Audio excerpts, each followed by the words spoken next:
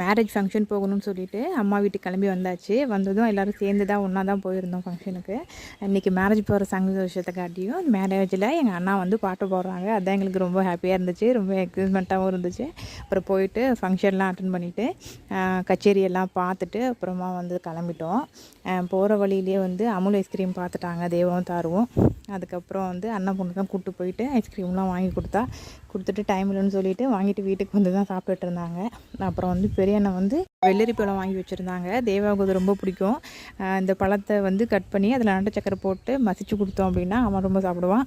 ஆனால் தாருக்கு வந்து கட் பண்ணி அது மேலே வந்து நாட்டு சக்கரை போட்டால் தான் அவன் சாப்பிடுவாள். வெள்ளரி பழம் வந்து சீசன் ஃப்ரூட்டுங்கிறதுனால இந்த சீசனில் மட்டும்தான் கிடைக்கும். அதனால் கண்டிப்பாக கிடச்சிச்சு அப்படின்னா வாங்கி பசங்களுக்கு கொடுங்க.